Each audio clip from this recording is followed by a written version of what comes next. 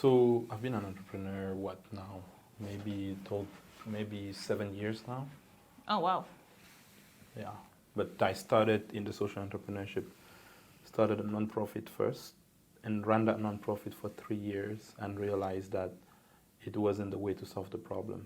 Hi, guys. Welcome to Coffee with Ada. I'm Ada, and joining me today for coffee is none other than Teguo, who is a DrPH candidate at the Harvard School of Public Health, who plans to build healthcare resources and healthcare systems so that people in rural areas and communities have access to neurological treatment. Thank you so much for being here today. Thank you for having me. How are you doing today? I'm doing good. It's a Yeah. pleasure to be here actually and drink coffee. Coffee drinkers is a community. Whenever It definitely is. It's a whole subculture. exactly. I remember growing up, my dad would always drink coffee in the morning, and I think that's where I started the habit. But just the aroma reminds me of growing up. Yeah. Yeah. So thank you for joining me today. So what's brewing? Today we are talking about Africa Day. I was interested in talking about this with you because I think on Africa Day I saw you actually share a couple of posts, really calling for people to rally and to celebrate the day. I wanted to start by asking you, what is it that you are proud of that made you think that Africa Day is something that we really should celebrate as Africans? So I think one of the things that prompted my African pride is a recent trip to Ghana and just learning a little bit more about Kwame Nkrumah, who, 60 years back when he created the first African association that became the AU today, just that spirit, and also still seeing how people there are very Pan-African and really believing in unity and that we can actually do things together.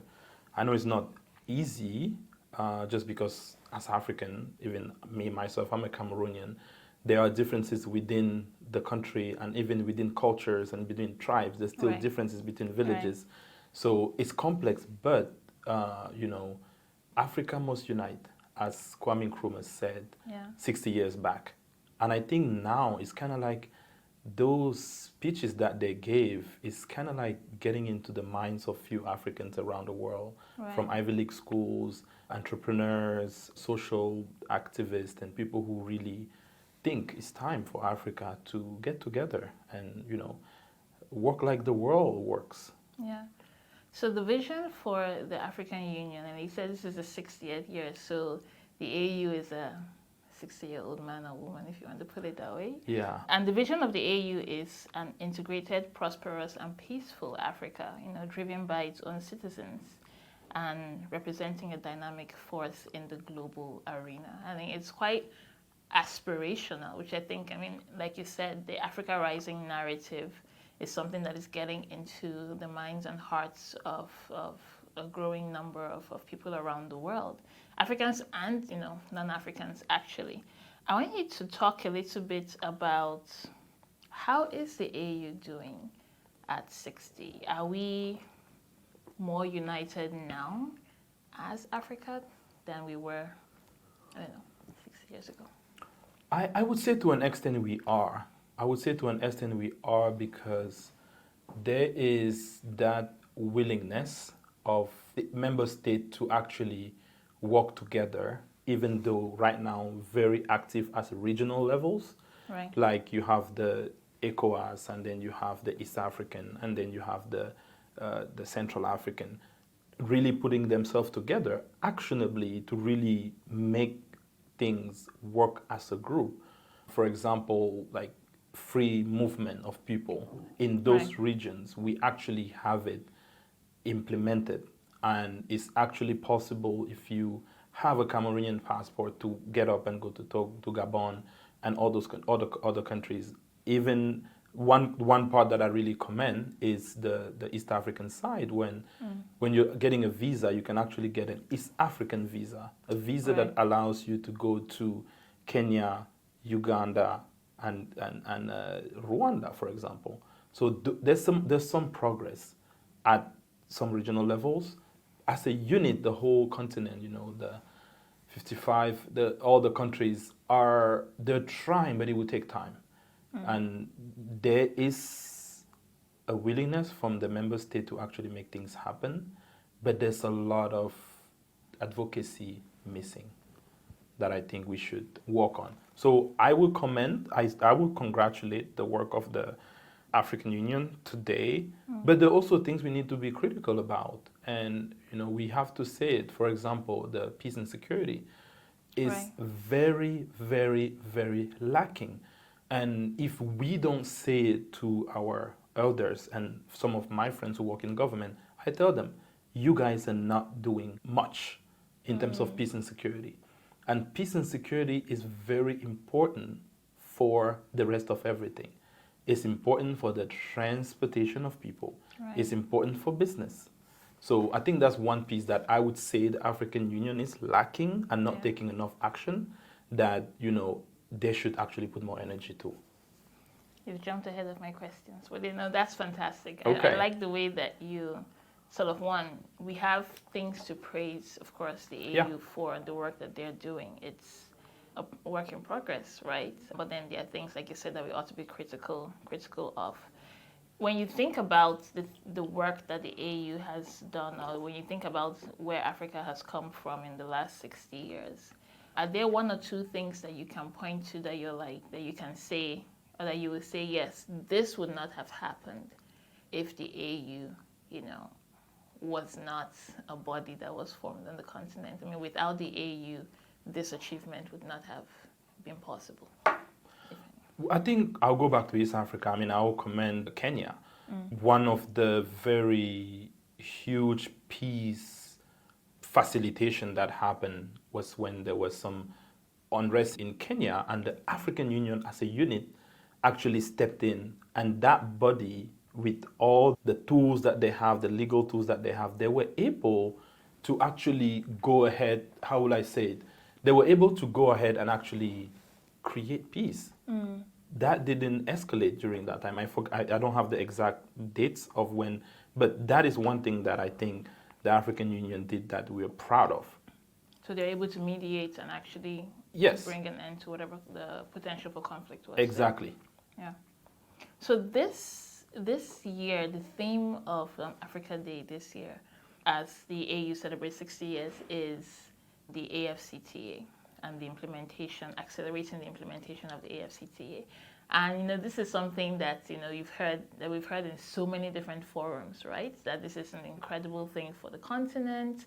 This is something that will bring the prosperity that we all want to see happen on the continent, advocating for Africa to have one market.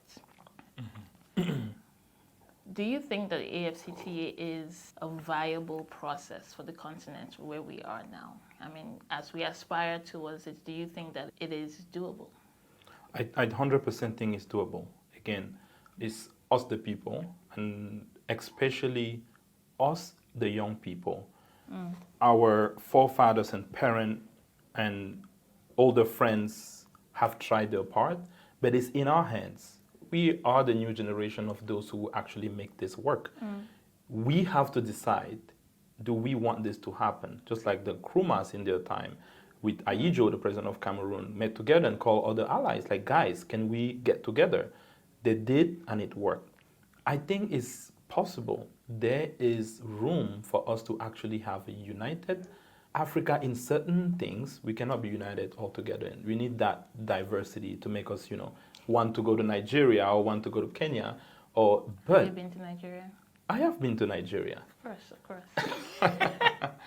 So it is definitely possible. I see a potential, and I actually want to commend and congratulate the president of Kenya for what he did at the meeting, apologizing to the member state for some members that were asked for a visa, and he's actually trying to waive any visa fee from any African coming for business in Kenya. Interesting. So those are things that we need to amplify. Like, hey, Kenya did it. Which other country will step up and say, you know what, if you're coming to my country for business, obviously it will benefit my country and my people, my economy, the economy of the continent. People should be encouraged to commend those actions and others to copy from. I'm glad that you mentioned Kenya as sort of an example of where you've seen sort of this progress happening. I mean, whose body language should we be looking at? Who are the major like drivers of this movement, you know, on the continent that you're seeing or that we can see will lead the charge? I mean, yes, it's definitely the entire continent, but who is taking the lead, or who do you think that we should be keeping an eye on? I think one thing that is neglected, which is the most powerful, is the market size. We're talking of billions of people, potential billions of people that are customers, right? No matter how you look at it, they're a customer for something. These people will need healthcare. These people will need food, Yep. right? That is actually the I would say the body of things that is neglected by everyone, even including our member states. We're not taking the time to actually engage the population in understanding the value of unity. Why is it important for us to be united? If we actually pay attention to making sure the people are part of the process, it would be easy for the government to make the decision. Because this is the problem. Decisions are made in Addis Ababa or in Nairobi or made in Kigali at meetings. And when it comes out of there, I, a young entrepreneur myself, I find myself, let's say I'm in Ghana and I want to go to Cote d'Ivoire to explore business opportunities as a young entrepreneur. The road from Accra to Cote d'Ivoire is less than 6 hours. But the trauma and the frustration to get there, I decide, why will I go to Cote d'Ivoire to do business? I'd rather just fly back to the US and then fly to India or fly to Guatemala, where you see, because yes, the decisions are made.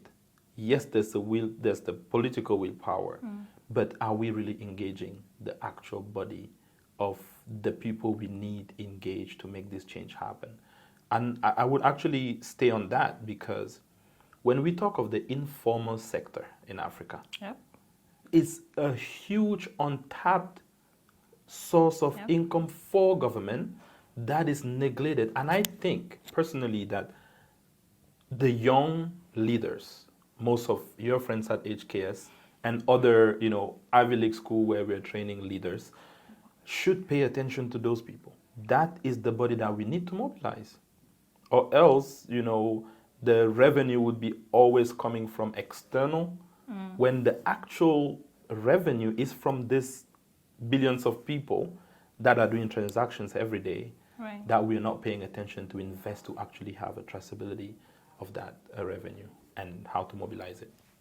Thank you for breaking that down. I do agree that the informal market, like you said, is, I mean, I did some work around healthcare insurance in Nigeria, and we're always looking at how do we make sure that, the informal sector can get healthcare coverage, but also how do we make sure that they are included, in the economy in a way that we can even measure what they are bringing in, right? So that's an incredibly valid point. And since you started talking about challenges, you've mentioned like getting from one place to the other. Actually, we're talking about free trade zones, right? And actually talking about opening up the markets so that we can move across the continent easier. But like you mentioned, just the logistics of getting to one place to the other is a huge task. What are maybe two other challenges that you think are affecting the implementation of the AFCTA?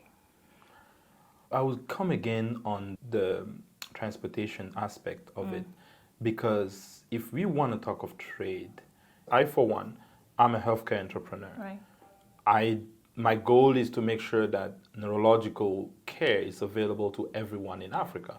Everyone in rural area have access to, a neurological testing device or diagnostic device or care.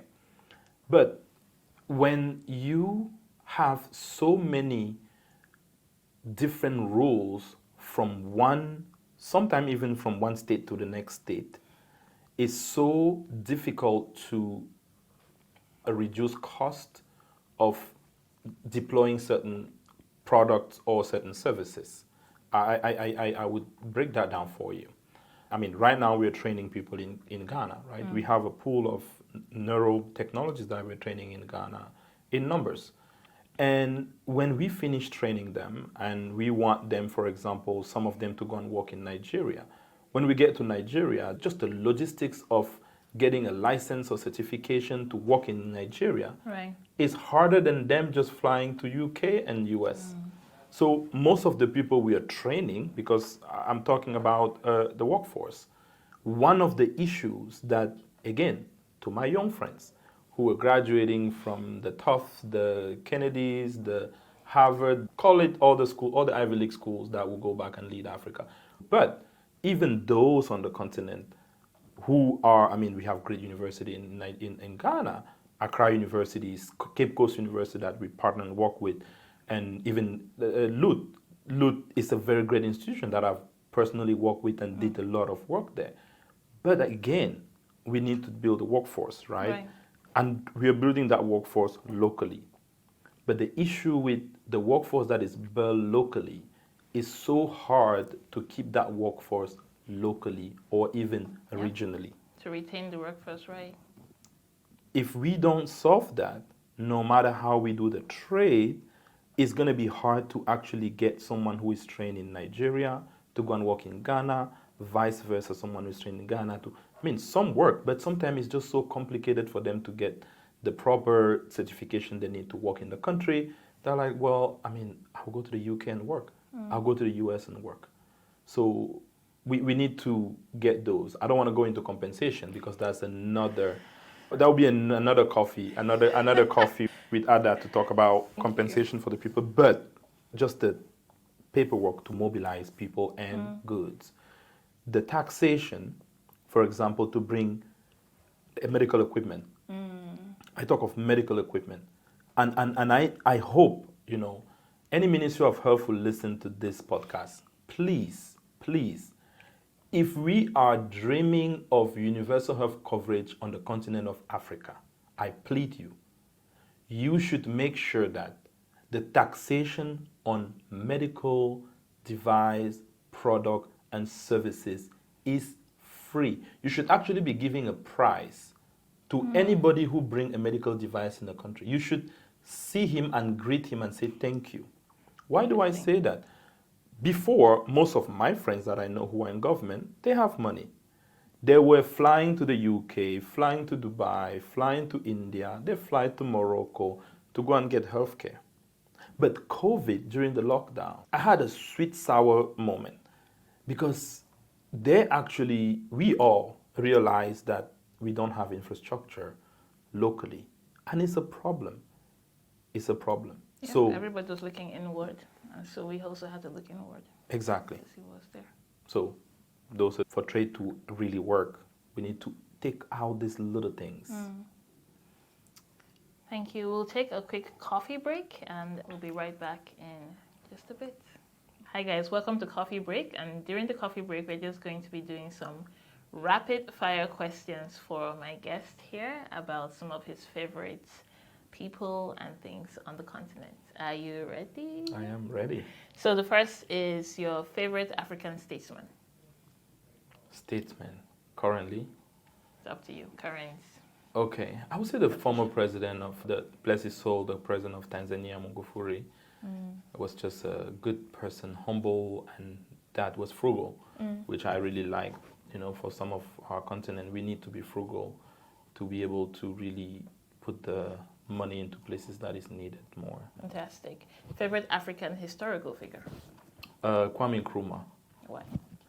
Kwame Nkrumah because, you know, I don't know for his leadership or his likeness in Ghana itself, but the vision thinking of unity, that selfless, like, thought that we can unite, and united we are stronger. Right. You know, that is something I resonate with, and I've always thought, you know, we should think that way. How can we unite? Even though we are different, we have differences, but what can unite us? Fantastic. Favorite African country you have visited besides your own? So far, I mean, I've visited a few countries, but I love Ghana. I love Ghana. Kenyans, you guys are taking this one. Yeah, I mean, I had a great time in Nigeria.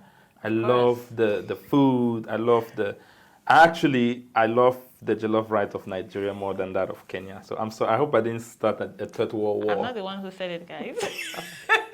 But I love Ghana. Ghana is really, One thing I love about Ghana is just the kindness of the people.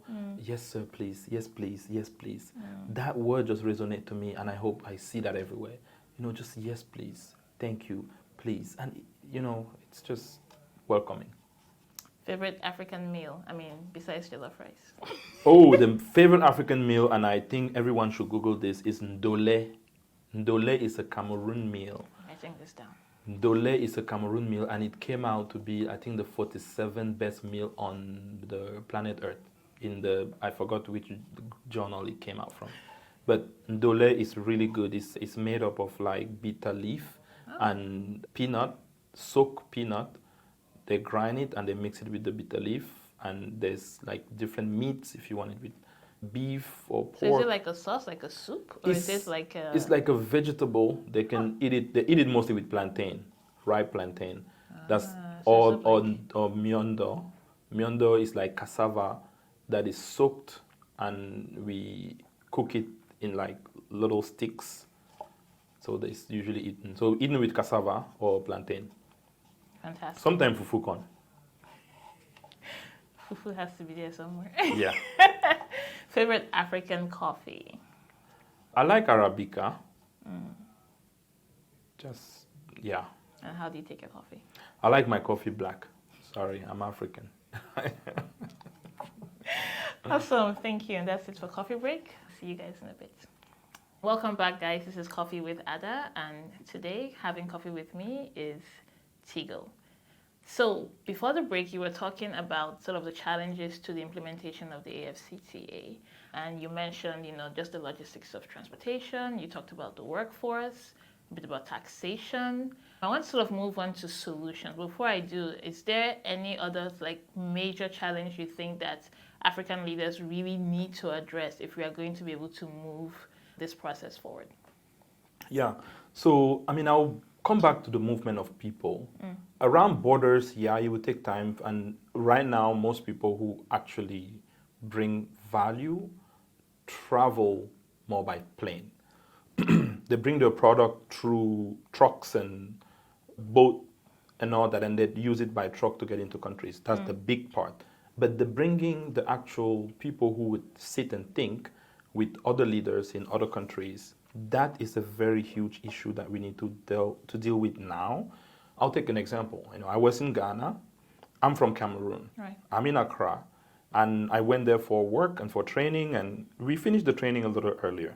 So I was leaving from Ghana on Sunday, and I finished my work on Wednesday. So I had 4 days, really, and I've visited Ghana quite well. I'm like, well, I'm not too far, miles-wise. I'm not too far from Cameroon, my home country. I'll just take a little trip. Pop in and say I would hi. just go to Cameroon. It was more expensive for me to go from Accra to Douala than it was to go from Accra to Paris, from Accra to UK, from Accra to Dubai. My question is, why is that expensive? And I try to go to check in terms of where does actually all those costs go. There's some taxation at the airport.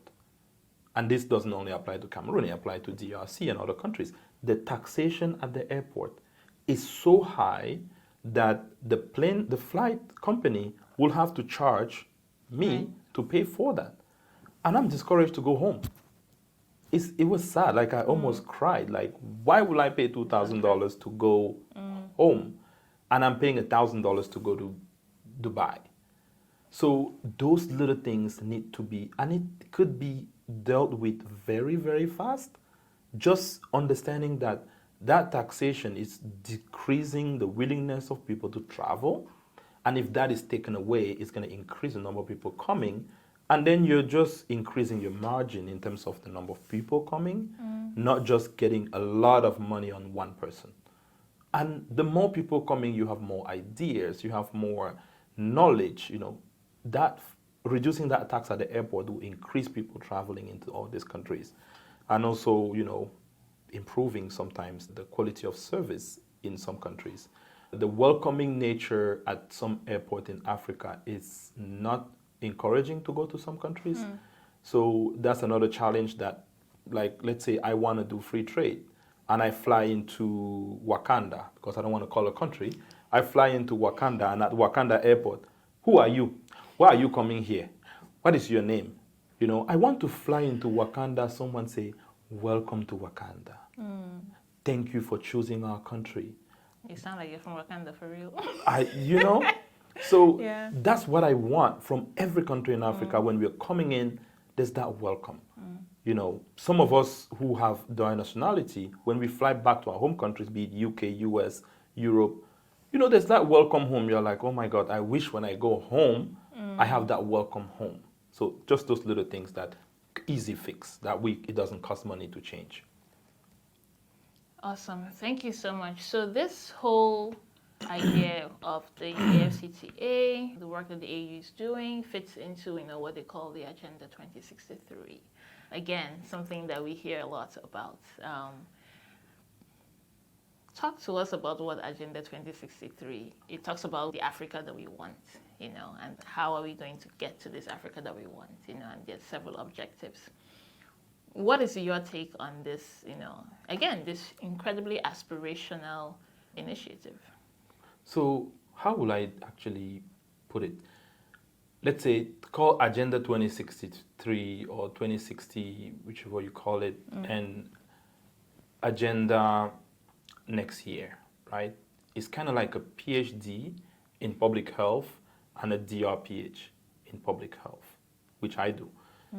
The PhD is doing a research to find out things that could be done and publish papers so that work could be done. Right? It's exploring gaps in knowledge, finding how it could be done. But there's no actual, there's implementation on some of it, but it's more of finding out. So I feel the agenda is more like meetings and exploration of things that could be done. Right. Where what we need right now is something more agile. Africa is a continent that have a lot of young people, that if we actually put in agility in agendas of the African continent and the vision of the African Union, the fruits that we will yield will be better than actually defining these agendas and, you know, working on meetings to see where it would take us. I'm going to segue to what I'm calling drink the coffee and spill the tea. And I want to talk a little bit about your motivations for the work that you're doing, because I find that people like yourself who are really involved in advocacy work, you know, who have a deep passion for things, for particular issues, you know, have very interesting stories behind the work that they do. So you're a medical person, you're a doctor. How did you get into the space that you're currently working in? So I always say, you know, maybe PTSD. So post-traumatic, you know, not really brain injuries, but I would say trauma. Trauma is what brought me into this work, because I grew up with a sibling that had a condition of epilepsy, and it was just a lot of people making fun and, oh, you can't do this, you can't do that. And I just was angry, like, you know, why would people with this condition be treated this way? And I just, you know, grew up like, okay, what can I do to actually address it? And I did learn about it, became a EEG technologist, understanding EEG, became a neurophysiologist, like working in surgery with the surgeon to assist those who have the condition all the way to surgery. Like, I wanted to understand the whole process. So how do we, you know, for those who can have solutions through surgery, what is the process? Just to understand it and go back and do some advocacy work. And I did a lot of it in many countries in Africa, in Asia, in South America, just, you know, awareness. Even in the US here, I serve on the board of the American Neurodiagnostics Society. At the time, I was, you know, very motivated and active to, you know, about neurodiagnostics, like how do we train people to actually take care of people who have epilepsy. Right. So that's kind of what brought me into it, and and led me to Harvard here to continue my doctorate in public health, which is a leadership program. And the professor who told me to apply said you would meet people who think like you, who together you can actually amplify the little work you're doing to reach more people. Well, it doesn't sound like the work you're doing is little at all. You've worked in so many different countries and so many different areas, especially, you know, on the continent, but also outside the continent as well. Thank you, but I always think it's little because when I think of if we have 15 plus countries in Africa, and if I've only been to 15, I think it's little. That's just Africa. And if we talk of South America, so I always like to think that I have more to do. Right. It just keeps me motivated. Wake up every day like, oh my God, out of the 50 million people who suffer, I've not reached 2 million or 3 million yet. What am I doing? Like, So those. it pushes you forward. Yeah. You mentioned that you had a sibling that had epilepsy. What does your family think now that they've seen, the work that you're doing? How do they think about it? How do you guys talk about it? It's been very good. The good thing, he was younger and had what we call benign epilepsy, so it lasted not for the whole life. He outgrew it, so today he's seizure free. He doesn't have any condition, and he actually helps a lot. He's doing work, doing his things, but he also helped in Cameroon for advocacy as an advocate and going to different communities and doing work as well to share the message. Everyone in the family knows it's not contagious. We all know, and we're trying to push that message to everybody. Yeah. And now families who have children with the condition, and that's why after my advocacy work, we had to create actually what we call a fair profit company. Right. I know maybe it's the first time people hear the word fair profit. So Yeah. a fair profit is more a mindset of coming from a non-profit world to create a for-profit company.